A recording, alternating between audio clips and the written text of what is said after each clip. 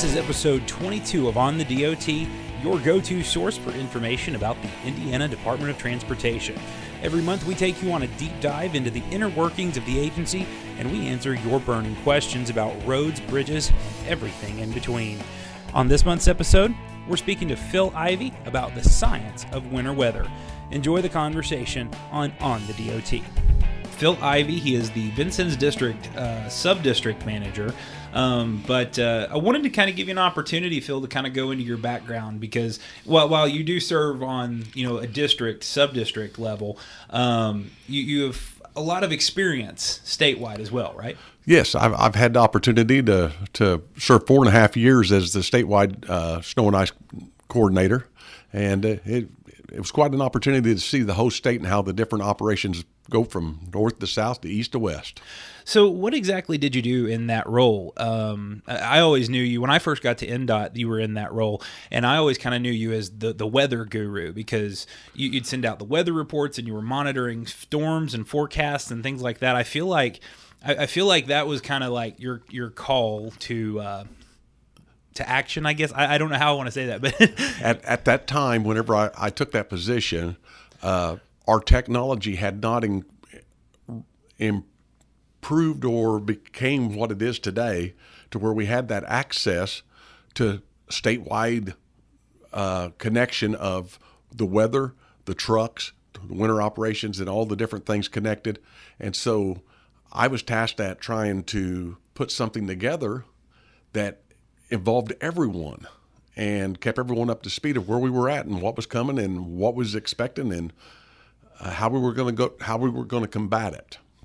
And in that role, I know, Phil, that you learned a lot of things, and you taught me a lot of things personally because, I didn't know that you would monitor a storm, a month out. I didn't know that was possible at that time. And I'm sure with technology getting better and being what it is now, we can probably do even more than a month out. But also the things that you learn by monitoring those storms and things like that are very applicable to what we do as an agency, right? Oh, absolutely. I mean, what was probably, whenever I first got to really going into depth with this, into that position, my original hands-on part was the fact that I started with a plow truck, and then I worked my way up through the channels of setting up for a storm operation or teaching snow and ice. When I went to this position, one of the things I realized was we don't really necessarily reach out and hit on the science of it. And so that's whenever it first started becoming the fact that snow and ice removal is actually a science, and just like meteorology. And so working into the weather side of things and then turning around and putting it into a science of how we do things on the road and how we combat snow and ice and how we attack it, and looking at the science of that's how it kind of all come together. And you do a great job with it too. I've always said this, and I say this in every media interview I do about snow, having you around is really helpful for us because it seems like we're always prepared for any type of situation. And Phil, you mentioned that it was a science, and so let's break that down. Let's unpack that a little bit. What do you mean when you say the science of winter weather? Okay, when you start off, let's look at the weather side to start with, okay? Scientists have estimated that there's over 66,666 different storm variations. We will never see all of them in our lifetime. There's just too many variables that come into play whenever you're actually looking at the weather. So when the meteorologists are looking at the storm that's approaching us and what's going to come and what we're going to see, they're actually predicting the future based off of several different variables, several different data entries that come into play, from how much moisture is, what they're working with, what's going to be associated with that storm, the wind direction, the temperatures, how they're going to rise or fall. In the same token, we have to look at that, and we're making a prediction on the roadway. We're taking all that as well of, was there sun before the storm? How many days of sunshine before the storm? What was the temperatures leading up into the storm? What's the temperatures going to do after the storm? What's the wind going to do? All of that comes into a science. So if it's 27 degrees and you apply salt, it takes about 25 minutes for that salt to even start working. So we have to know, allow the time, and we have to know what the temperatures are going to do, whether it's what time of day that are we getting this storm. All of that comes into play with putting the science. And so with so many variations, I mean, you said 66,606. That's a lot of sixes. That's a lot. That's a lot of sixes. But so, I mean, with all of those variations that come into play, it seems like, no storm is the same. They're all unique, just as the snowflakes that fall. Exactly. So how do we plan when knowing that, there is possibility for everything to be so completely unique? I mean, it seems like to me, I mean, we can have a general plan, but for the most part, I mean, when you really drill down to the specifics, everything has to be different. Is that correct? Well, we've got policies and we've got guidelines and stuff that guide us through certain parts of that on policy of how we want to do levels of service and how we want to budget for those storms, because also the dollar comes into play. But then yet again, on the other hand, we have to look at what type of operations that we can do. So it's broke down with strategies of a patrol or anti-ice, or we plow and de-ice. Those are our strategies, basically. And so we look at the storm of what's coming. Do we have an opportunity to anti-ice and get ahead of the storm and apply that material? Well, sometimes we can, sometimes we can't. So if the storm's going to come in with rain and we go out and we decide to anti-ice, well, the rain's going to wash it off. And so we're not going to get much bang for our buck there. But if it's cold enough to where it's going to come in the snow, we might be able to get under that storm and help keep that from bonding the pavement. But let's take it the other direction. It's too cold, and there's not a lot of moisture associated with that storm, and we anti-ice. We're going to make the road wet. Well, if we make the road wet and we get a really dry snow, it will just blow around. But if we make the road wet, now it will stick to the pavement. So each of those things can either be from the high side or it can be from the low side. And so we have to work it from a window from in between. And so with so many variables, I mean, how do you keep it all where do you keep the knowledge for this? Like that's my question. It's like, because there are so many variables and, it is Indiana. Things can change on a dime. What do you do in that situation? Well, that's really a loaded question, actually. I don't know that where I keep the knowledge at. I guess it's kind of tucked inside an old brain up there, but a lot of it we have put to paper. A lot of it we have put into, MDSS, Maintenance Decision Support System, that we have a paid program that is now with DTN, and they use a computer program. We turn around and we took, as part of the science, we look at the road segments, and we have taken road segments and we broke them down by the type of pavement structure, by the type of backfill material, by the type of soil content even within that particular region. And each of those will will take the temperature a certain way. So the more porous or the more coarse, whether air can get through. So you get in a sandy loam, temperature changes quick. You get up into a clay, that'll hold that temperature a whole lot longer, and it'll stay colder longer. And so it doesn't, change as much. And that's the science of the underground part. We have subsurface probes at each of our ARWA systems that go 4 foot into the ground and are giving us that temperature even down below, because we may have 35 degrees air, but we may still be freezing at the ground because we've had a hard freeze for several days. And so it may freeze up on contact. And that was going to be my next question, actually, Phil. We talk about, what falls out of the sky so often. And for the general public who's listening to this podcast, I mean, a lot of times that's really all they see. And they don't take into account those factors like the ground temperature, the fact that clay soil is going to be a little bit more insulating than sandy soil, things like that. How do we find those things out? And, I mean, is it a lot of trial and error, or is it supported by the science that's already out there? How do we know exactly in those segments what we're looking at? Well, there's certain pieces of that or certain parts of it that are already the data's established, but then, not completely established, for the mere fact a lot of people think, snow and ice is something we've been doing forever. It's not. Snow and ice removal actually we've only been doing for the last 40, 50, 60 years. And that if you look at equipment prior to the 1950s, if it was strong enough to actually push the snow, it was really slow. And so the technology there again had to change with the transmissions and the rear ends and all the different structures of the vehicles in order to come up with something that could actually do the job. And then the other part of it was studies were looking at the cost. Snow and ice operations, there's a cost associated with that. So therefore, for every dollar spent back in the 60s, there was $5 saved. And so therefore, that was looking at the economy, we could turn around and say, it's well worth the money spent to turn around and go out and do this. Yeah, absolutely. And I mean, it's like you said, as technology changes, we have to find different scientists to support different things that we're doing as well. Maybe do a comparison. Well, there's several different things that come with it. Okay, you're looking at the economy. You're also looking at medical emergencies. And so with all of that taken into consideration, that's how we've come up with different levels of service for different type of class roads, how much traffic we have on a particular road segment, or how, whether we have emergency vehicles and hospitals and stuff that operate out of a particular area, and where we can get them to and from people. Our average is from 2 hours to 3 hours on how often we're going to actually be treating those roads based off of those different criteria.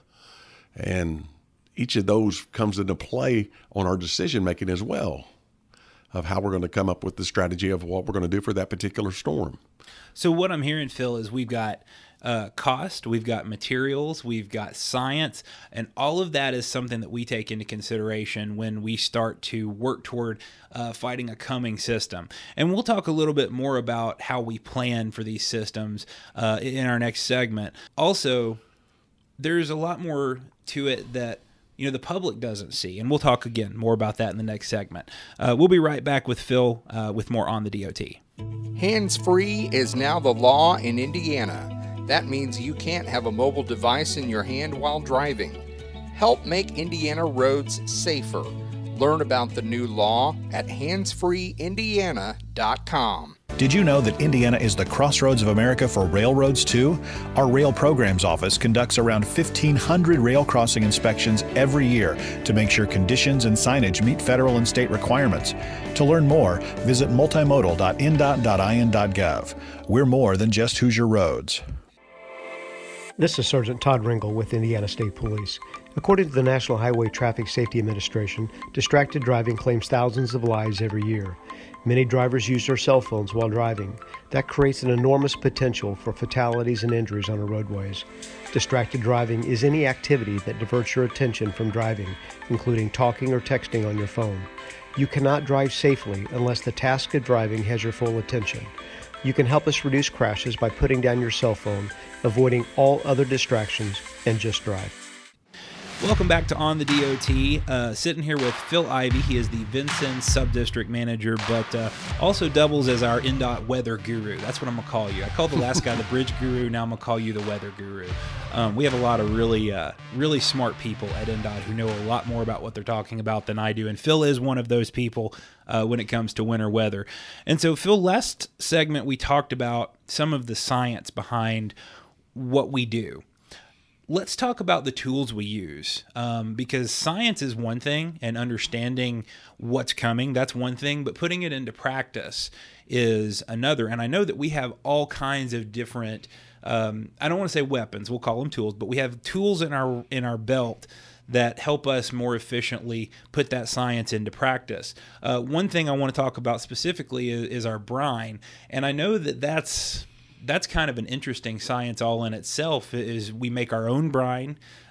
What's that process? Well, when it comes to anti-icing, we have looked at brine and the science of it there again, of how we can improve the brine operations and anti-icing.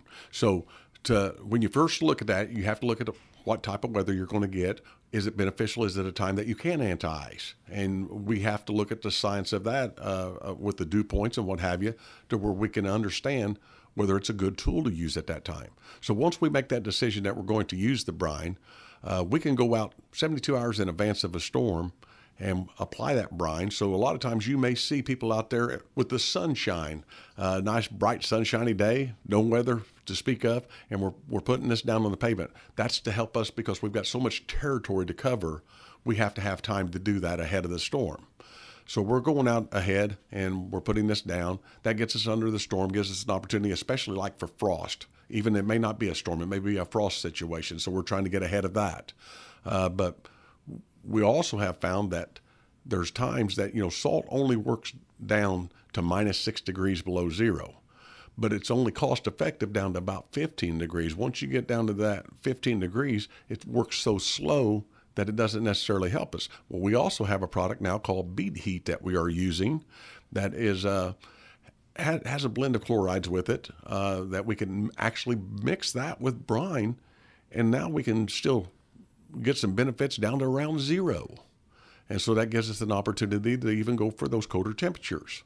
And it also helps it stay on the pavement even a little longer. Sometimes where just brine by itself, it may only stay on the pavement for about 72 hours, but we might get 5 to 10 days residual once we add the other product.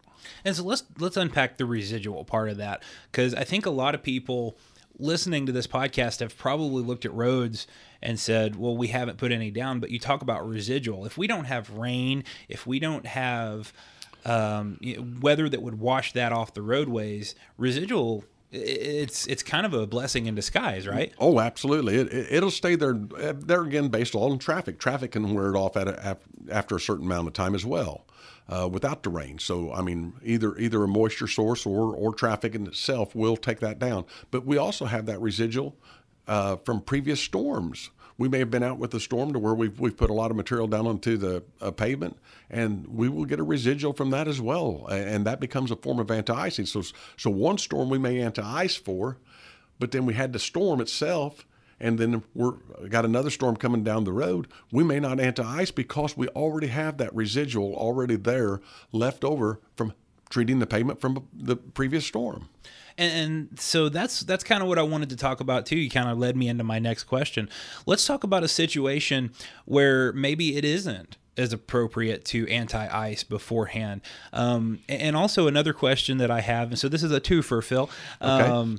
When is it appropriate and not appropriate to anti-ice? But also, a lot of people think that if we put brine down and it's raining, that's just a waste, but that's not always the case. Am I right? If we get like a smaller, like a drizzly rain, that might actually help spread it out a little bit. Is that right? It could. There again, if we're looking at maybe a freezing fog or we're looking at a drizzle, something that would not dilute that rapidly, then yes, we're always looking. You want to prevent a bond to the pavement. That's the whole goal, is to preventing a bond to the pavement. So the anti-icing just gets you started. You have to continue to apply chemicals in order to keep enough modules in there to keep making brine. And so as that dilutes, that has to continue that process to get the ions there where we want them. And keep it to a certain level. So it's got to be at a 23% all the time, and so we have to maintain that to hit that level. You keep throwing science at me, Phil. That's what I'm hearing right now. It is the science of it. Still yet, if you take rock salt, okay, so as we use the rock salt, brine's in a liquid. In order for rock salt to even work, it has to become a liquid as well. So it has to melt. So we take that rock salt and we put it on top of that ice. It actually doesn't do anything from the top side, but start that chemical reaction of breaking down and going into a liquid. And as it bores itself down through the ice and it gets to the pavement, then it spreads out in a liquid form instead of just staying in a solid form in one spot. Now it's in a liquid form to where it can spread out across the pavement and break that bond to where it'll allow a plow to actually remove it then from the pavement. And I was going to say that's where the plow comes in. And for a visual representation of what Phil's saying, think of it like this. You put an ice cube on the desk and you put a little salt on the top of it. Take a piece of thread or something and just kind of push down on it. You're going to see where that salt is pushing down through the ice, and you're eventually going to have a little spot where the thread's at, and then you'll start to see the ice cube completely start to melt. I mean, even at room temperature, it's going to melt, but you can see it rapidly start to melt before your eyes just by looking at what the salt is doing by spreading out under the pressure of the thread or whatever you're doing. And so that's kind of like that's kind of the same process that we use here. You know, if you've got ice on the roadways, the salt melts it down from the top and it spreads out, and then the plow knocks it off. Basically, absolutely. The other part of the plow, the other part of the science is the more snowpack that you have on a roadway, the more dilution you have. And so we're wanting to keep that, like I said, back at the science of the ions, keeping them into the moisture that you have on the pavement. You want to keep it at a level that it doesn't freeze. So if you have too much buildup there of snow, then you have too much to dilute it. So the plow is also taking that off and taking it down to a level that we can actually keep the dilution rate where we want it. So that comment comes back down to snow plows are not meant to be squeegees, right? Absolutely. They're not meant to be squeegees. They have a purpose, but it's not a squeegee. Yep. So, okay, very good. So, Phil, let's come back to what I asked about earlier. When is it not appropriate to start pre-treating with brine? Okay. Well, if we're there's several different things there. The first one would be if we're looking at a heavy rain coming in, a hard rain coming in, we're just going to dilute really fast and we're going to wash that right off the pavement. So therefore, it's just not a good practice. Another thing that we have to be careful of, if the temperature and the dew point is within 3 degrees of each other, we could actually freeze. And so therefore, we could create a slick road. And so we have to know what the dew points are going to do as well and watch that to where the science doesn't go against us. So if that happens, that's not a good time. Then the other part is if we're getting a really dry snow and we want to keep that road dry and let that snow just blow off the pavement, then we don't want to anti-ice as well. So basically what I hear you saying is that sometimes pre-treating with brine can actually cause a situation rather than be the solution to a situation. It can. That's a small window that happens in, but there again, we have to look at all of the data before we make that decision. Perfect. All right, Phil, well, we're going to go into our next commercial break here. When we come back, I want to talk a little bit more about processes and procedures. I know you have a lot of knowledge about what happens on the south part of the state versus the northern part of the state. We talk about different tools, but we didn't talk about tow plows, and that's another thing I want to chat about. And then also, I want to talk about drivers. I want to talk about our staffing and what it takes to effectively execute our plans. So we'll be back with more on the DOT in just a minute. Somebody needs to report that pothole. Why aren't they mowing the grass in the median? When are they going to fix this road? You know there's an easy way to get answers to those questions and report the problems you see on interstates, U.S. routes, and state roads. Dial 1-855-INDOT-4U to talk to a live customer service professional. That's 855-463-6848. Hate talking on the phone or have a fear of human interaction? We've got you covered. Go online to INDOT4U.com to use our Report a Concern tool. You can also report a concern through our INDOT mobile app for iPhone and Android. If you've got questions, we've got answers at 855-INDOT4U or online at INDOT4U.com. Mechanics. How does $20 an hour sound? Equipment mechanic positions now start as high as $20 an hour at the Indiana Department of Transportation. You don't have a CDL? That's no problem. We'll pay for your training and you'll still make $19 an hour until you get your CDL.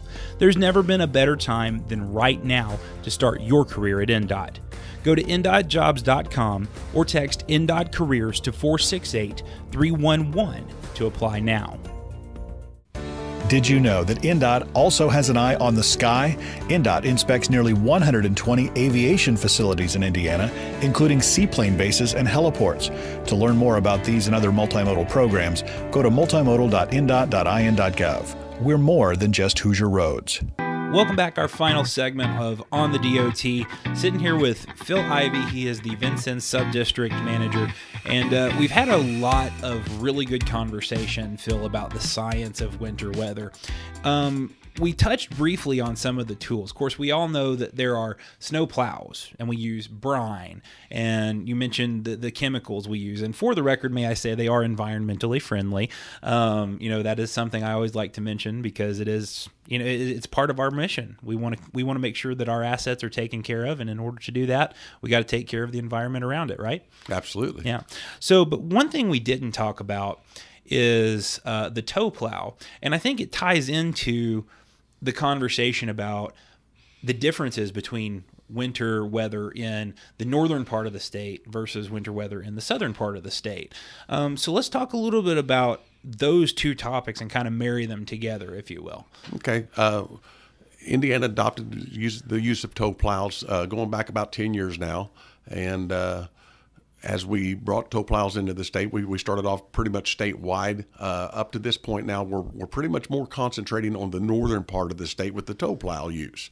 The reason you see more tow plows in the northern part of the state is simply put, we get 72 inches average snowfall in the northern part. We get 12 to 13 inches snowfall in the southern part. So they're used more often because we have more snowfall up there. So therefore, that tool just becomes more useful. And I'll never forget it. The first time I heard the phrase tow plow, it didn't marry and it didn't meld in my mind that it was something you tow behind a vehicle. I just thought it was spelled T-O-E, and that was just what it was called because I didn't know any better at the time. But kind of wanted to give a description of how that works to the listener. So it's a tow behind plow. So how does that work? How does a driver keep that kind of in check? It seems like that might be something that's it might be scary to drive. At least it would be for me. It's not for everybody. It takes a seasoned operator to adjust to that a little bit. And it's actually a truck that has a trailer behind it with a plow and a spreader of its own. And it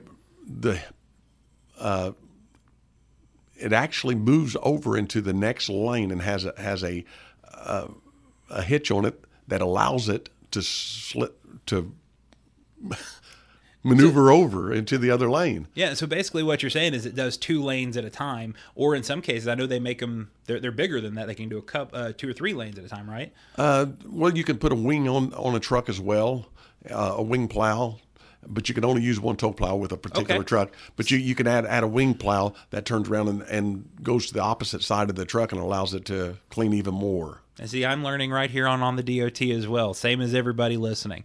So you mentioned that they get more snow, and that is true in LaPorte District. I know there's a lot of talk about lake effect snow and big snows up there. And last year we got a couple heavy snowstorms, but nothing really like what they got. So talk a little bit about that, but also the different types of snow. I mean, I know there are different strategies for fighting snow there versus here as well. Well, the strategies actually are not different. It's just the timing that's different. Okay. And so you're looking at the more frequent snow battles, because it doesn't matter whether you're in the northern part of the state or whether you're in the southern part of the state. 25 degrees is 25 degrees. 10 inches of snow is 10 inches of snow. All of that is actually the same from north to south. That's the science part. What's the difference is the frequency and how much, how often. And so that's what really changes. So when you start talking to tow plow and how it's being used up there more, is just simply put because there's a greater need. And it does more benefit up there for the fact that they're going to use it 3 months out of the year. We're only going to use it for 2 to 4 weeks out of the year. Okay, very cool. And I know in the past they had used a method called Plow Gang, and that's when several trucks get together and on an interstate or a multi-lane road, and they all kind of work in tandem with each other, and that eliminates the need for that, which puts more manpower on other places where there may be greater need, right? Oh, absolutely. Yeah, manpower has always been in question as well, and the tow plow gives us an opportunity to where 2 drivers for a 24-hour shift are actually taking care of 2 lanes instead of 1 lane. And if we do those 2 lanes without a tow plow, we're talking 4 drivers instead of 2 for that 24-hour shift. And so the number of people needed increases without the use of tow plows. The other thing that it does with a tow plow or with tandem plowing or with gang plowing, whatever method you want to call it, the other thing that does for us is as long as we try to encourage drivers to stay together, but sometimes a truck will break down and we're not allowed to able to continue doing that out on a multi-lane. But when we keep both lanes treated at the same time, we have the same conditions in both lanes, so we don't have that transition problems. And so that's the other benefit of a tow plow and trying to keep trucks together and try to tandem plow or gang plow. Perfect. So Phil, we mentioned manpower, and you mentioned that a tow plow allows us to have 1 driver plow 2 lanes, whereas, if we didn't have the tow plow, it would be 2 drivers plowing those 2 lanes. And there is a benefit to that because we can put that second driver that we would have had without the tow plow on a different route. But let's talk about our manpower a little bit. I don't know if you can speak for other districts, but at least in our district, I know it takes a very specific amount of people in order to consider us at full capacity. Is that correct? Oh, absolutely. Our whole structure is set up that we have certain jobs that require a CDL, and so therefore we put those people into the mix of and count our drivers of what's needed out there. And we also have an X number of lane miles of road, and then we divide that up into a certain length based off of the classifications of the roads of how long the route is and how often it needs to be plowed. And so that takes a certain number of people. As time goes through and we've created different jobs and people move on to different series, sometimes positions change. So therefore, we've also got to a position where we're using more seasonal drivers. And when we talk about that, seasonal, that's a driver that has to, an employee that has to have a CDL that just comes in and works a winter season only. And so that gives us the numbers for just winter operations because we may not need that position throughout the entire year. And so, and seasonal drivers, I know they can come in, they can choose to either actually work within the unit or in a position full time, or they can be call out drivers on call. Right. We have the 2 different ones, and there's 2 different pay scales there for that, and you can check with the website and see what's the difference there. But we need people that are just call in only. That at any given time we can call them and say, hey, here's a winter storm coming. We're going to need you for this particular storm. They come in, they plow snow. When the snow's over, they go home until the next storm. Then we have our regular seasonal drivers that come in, and they're not just drivers only. They come in and they actually do the full maintenance operations, and they're working a full time throughout the week, and then storms as needed as well. And so they work from November 1st till like March 15th, I believe it is, time frame. So for somebody looking to get their foot in the door at INDOT, maybe that full-time seasonal position is probably more appropriate. And then maybe for someone who maybe they've retired and just looking for a little extra money, that call-out driver might be the better option. Oh, absolutely. Yes. The seasonal driver is a real good way to get your foot in the door. So if you're looking for a full-time job with INDOT, show us what you can do and apply for those positions and come out, and that gives us an opportunity to get to know you also on a first-name basis, and we can see what you actually can do.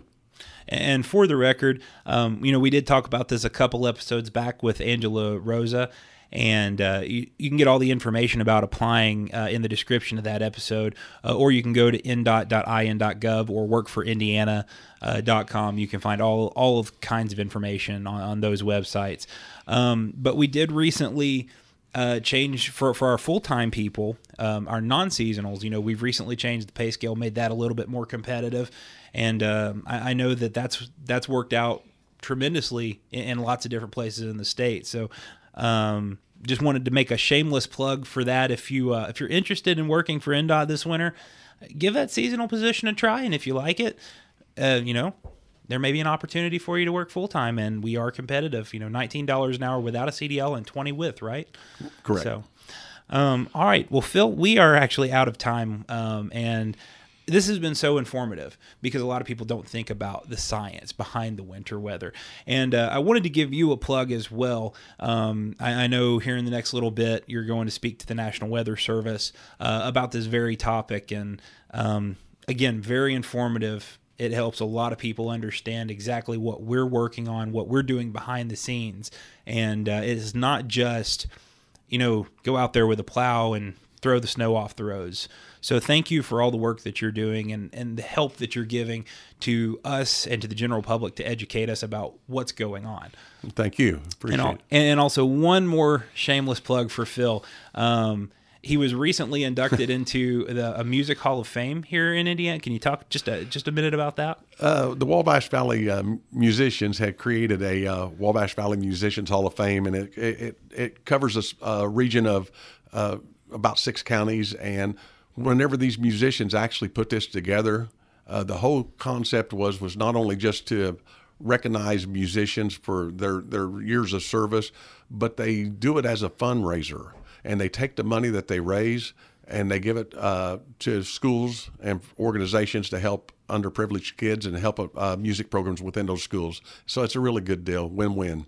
Yep, absolutely. Phil, thank you for taking time and being on the podcast with us this week. And I think I speak for everyone listening when I say good luck this winter, and thank you for everything you do. Thank you, Jason.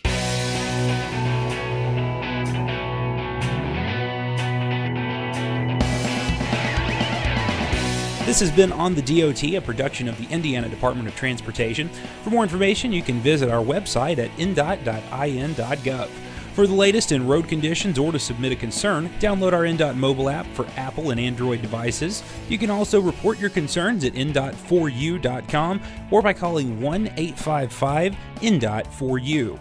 You can find that information in the description of this episode.